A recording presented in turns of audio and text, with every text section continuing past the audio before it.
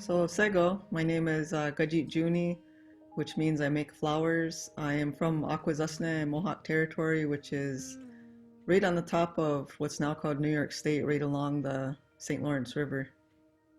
And it's Haudenosaunee territories, that's where I live.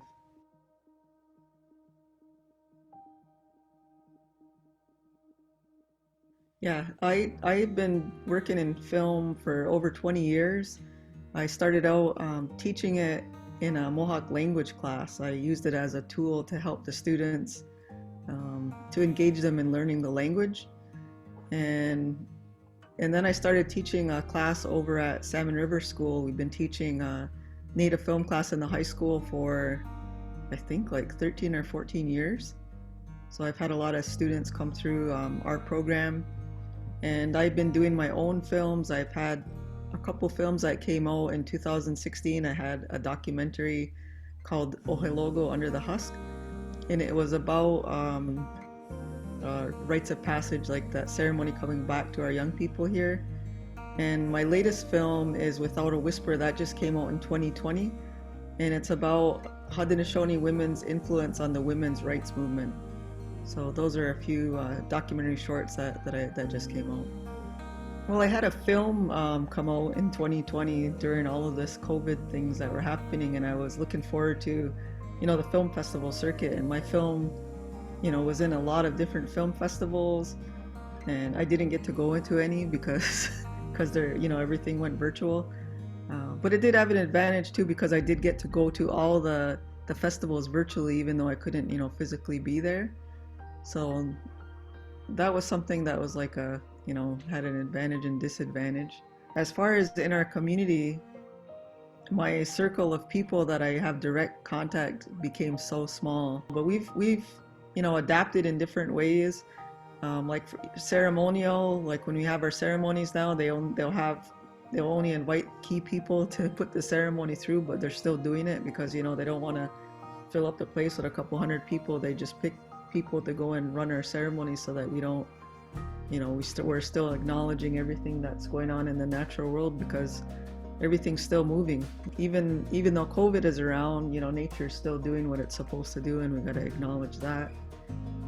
And as far as teaching goes, I also teach and rate, all year it's been different.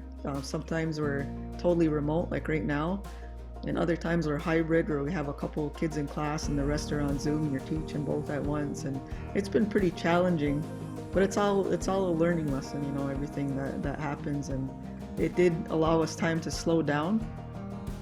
As a society, we had to slow down. It forced us to slow down, and hopefully as people slowed down, I'm hoping that people reconnected with the earth, and being outside and, appreciating little things. And I know for myself as an artist, it gave me time to get back to doing pottery, which I hadn't done for years, and now I'm right back into it and doing a lot of art. So that was another positive thing that came out of this past year. Well, I'm a visual artist also, and anytime I see something new, I want to try it. So, making films is just like it's visual storytelling, and it's something that I can connect to as an artist. And what I also like about it is that it also connects the viewers and engages them in an interesting way. So it's a real powerful tool, and for our people, we're really visual learners, and that's one of the reasons why I started working in film. And then having impact as a filmmaker, the stories that I'm telling are different than what you see in the mainstream. Reasons: one is I'm telling the story through an Indigenous woman's point of view, and I'm in the driver's seat of the story. So it comes out a lot differently than if somebody from the outside were to come in and make a film, about the same topic. Influence is one. I think because I'm a Indigenous woman filmmaker, and I'm teaching to younger people, that influences them maybe to want to get into filmmaking themselves and change agency. With my last film, Without a Whisper, I was really trying to change the narrative of how people look at history. Because, as a teacher myself, I know that students, when they're in school, the history that they're learning is so one-sided. and it's not inclusive, and it's, you know, it's pretty ironic that, you know, Native Americans, the first people here, are barely touched upon in history. So in that film, I was really trying to open people's eyes to look at different perspectives, and to share that hidden story that they didn't know about, like how our women influenced the women's rights movement. I think being a leader is being able to bring out somebody else's gifts, to be able to work with somebody, to be able to bring out why they were put here, like those gifts that they have, and that's what I think a leader is. I think as a woman, I, you know, like for me, growing up, I've always been surrounded by strong women. And what I've noticed in our community is a lot of times when there's things happening, it's usually women that are the ones that are the driving force behind it, because they care so much. You know, there's something going on, and women, you know, really want to help. And that's what I see, and that's what I learned as I was growing up. When I think about our women, I think that they have a lot of strength.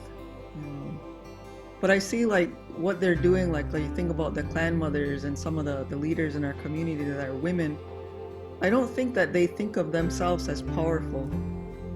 I think that how they lead is that they feel like they have like a responsibility. They're thinking about the future generations and how they can help. And that's different than, you know, the ego and feeling powerful. Yeah, I have to appreciate that in my upbringing, that I never felt like I was less than a male. You know, I never felt like that, because I was raised that way, you know, to feel like, you know, we're the life givers. We're the ones that are bringing life into the world, and that's so important, you know, that energy that we have to be able to create life is a real honor, and that's something that the men don't have.